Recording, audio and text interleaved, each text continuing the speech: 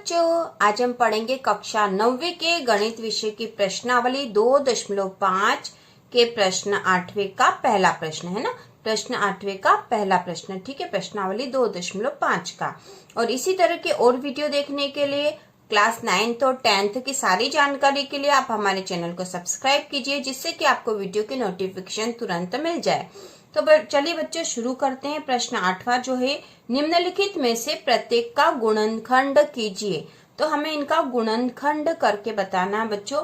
तो इसका गुणनखंड करने के लिए हम ये कोशिश करेंगे कि हम किसी सर्वसमीका के रूप में इसको लिख दें, और फिर उसका जब विस्तारित रूप आ जाएगा तो हम सर्वसमीका यहाँ लिख देंगे बच्चों। तो हम इसको और किस रूप में लिख सकते हैं, तो हम देखते हैं इसको। ये है 8 a की घात 3 धन b की घात 3 धन 12 a का वर्ग b धन 6 a b का वर्ग, ठीक है। तो ये जो घात 2 है इसको वर्ग भी कहते हैं बच्चों, और ये जो घात 3 है इसे घन भी कहते हैं, ठीक है। तो 8 a की घात 3 है, तो हम 8 को किस रूप में और लिख सकते हैं बच्चों? 8 को किस रूप में लिख सकते हैं? 8 को किस रूप में और लिख सकते हैं? 2 गुणा 2 गुणा 2, ठीक है। 2 दूनी 4, 4 दूनी 8 हो जाएगा, है ना। इस रूप में हम इसे लिख सकते हैं। तो हम यहाँ लिख देंगे इसको 2 a की घात 3, ठीक है। हमने क्या लिख दिया बच्चों? 2 a की घात 3। क्यों?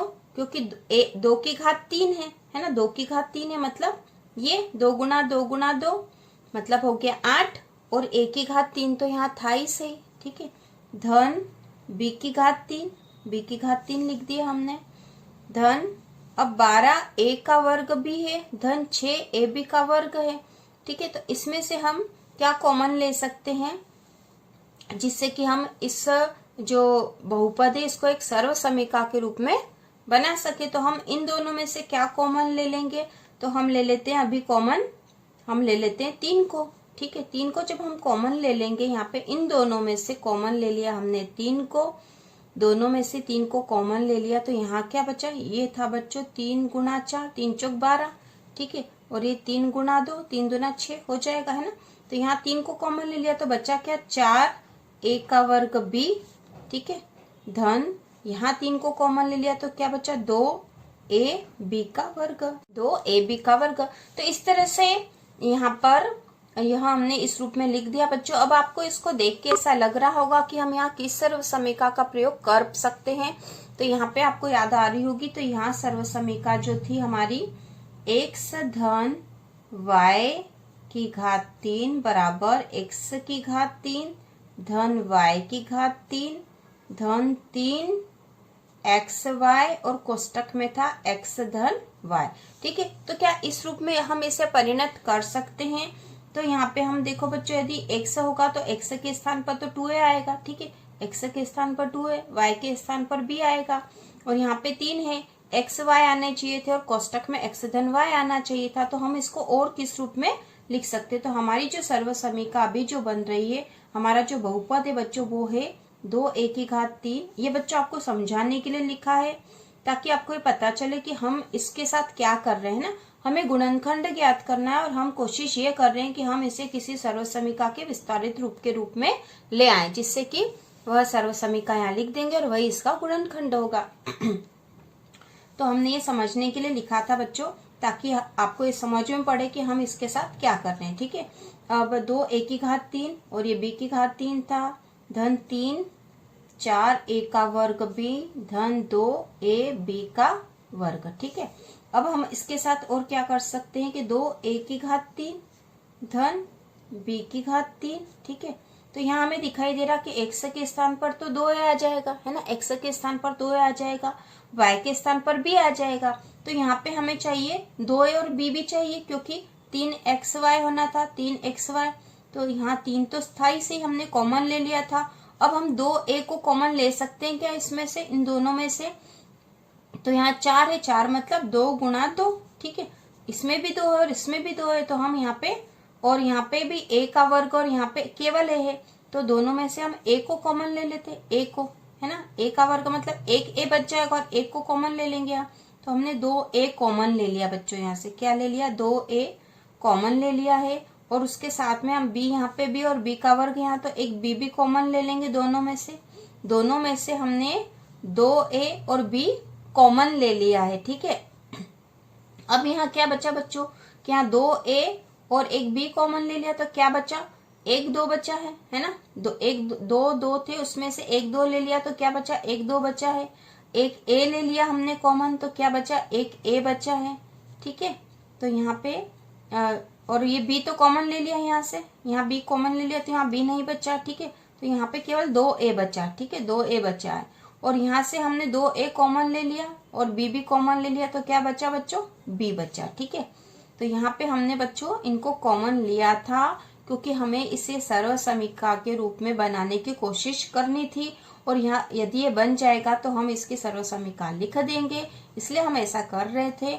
और हमने इसको इसलिए कोशिश करी क्योंकि यहाँ x के स्थान पर 2a आ रहा था और y के स्थान पर b आ रहा था, तो हमें यहाँ पे इस रूप में परिणत करना था 3xy x धन y, ठीक है। तो x के स्थान पर 2a था, तो हमने इन दोनों में से 2a कॉमन ले लिया, फिर इन दोनों में से b भी कॉमन ले लिया है ना। ये तो गुणा में, इससे कोई फर्क नहीं पड़ेगा, ये इसका गुणा वापस इसमें होगा तो इसी रूप में वापस आ जाएगा। तो हमने 2a कैसे कॉमन लिया बच्चों कि 2a यहाँ पे भी है ना, इसमें भी है और 2a इसमें भी है, क्योंकि 4 था तो 2 गुणा 2 होता है ना। और a का वर्ग मतलब a गुणा a होता है, ठीक है। a का वर्ग मतलब a गुणा a होता है। तो हमने 1 2a ले लिया यहाँ से कॉमन, तो 1 2a बच गया, ठीक है। और b भी कॉमन ले लिया तो यहाँ b नहीं बचा है, ठीक है। इसमें से हमने 2a कॉमन लिया और एक b कॉमन लिया तो एक b बच गया। तो इस रूप में यह आ गई है बच्चों, इस रूप में आ गई है कि 2a की घात 3 धन b की घात 3 धन 3 2ab और 2a धन b। अब हम इस रूप में आने के बाद इसको किस रूप में लिख सकते बच्चों, क्योंकि इस सर्व समीकरण का विस्तारित रूप था, तो हम इसको लिख सकते हैं आप 2a धन b की घात 3, ठीक है। अब हम इसको इस रूप में लिख सकते हैं, ठीक है। 2a धन b की घात 3, इस रूप में हम इसको लिख सकते हैं। और इसको और भी कैसे लिख सकते हैं, 2a धन b, फिर 2a धन b और 2a धन b, क्योंकि घात 3 है मतलब इनका 3 बार गुणा है आपस में, तो यह इसके गुणनखंड है। यह जो हमें बहुपद दे रखा था बच्चों, यह जो बहुपद दे रखा था बच्चों, इसके गुणनखंड हमें मिल गए हैं। और इसके लिए हम ये कोशिश करते हैं कि इसको किसी सर्व समीकरण के विस्तारित रूप के रूप में हम बना सकते हैं क्या, जिससे कि हम इसको आसानी से कर पाए। तो हमने इसको वही करा है। यहाँ पे जो 8a की घात 3 थी उसको हमने 2a की घात 3 कर दिया, क्योंकि जब 2a की घात 3 का 2a का 2a में 3 बार गुणा करेंगे तो 8a की घात 3 आ जाएगा, b की घात 3 तो वही थी।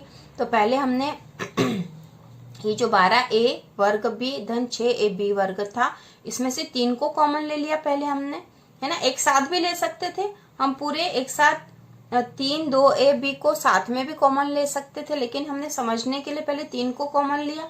3 को कॉमन लिया तो क्या था बच्चों, ये जो था ये था 3 चौक 12 और 3 दूना 6, तो 3 को कॉमन ले लिया तो बचा यहाँ पे 4, a का वर्ग b धन 2ab का वर्ग, ठीक है। तो हमें इस रूप में लाना था इसे, ठीक है। इस सर्व समीकरण के रूप में लाने की कोशिश कर रहे थे, क्योंकि इस सर्व समीकरण के रूप में आ सकती थी ये।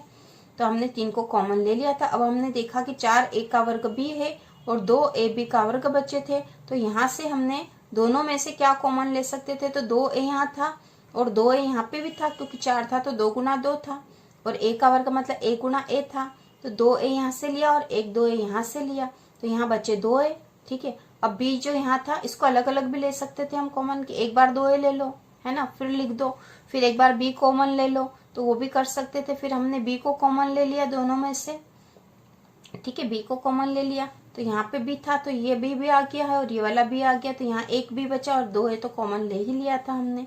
तो इस प्रकार से 3 2ab और 2a धन b आ गया है, और यह सर्व समीकरण बनती है 2a धन b की घात 3 या 2a धन b का घन।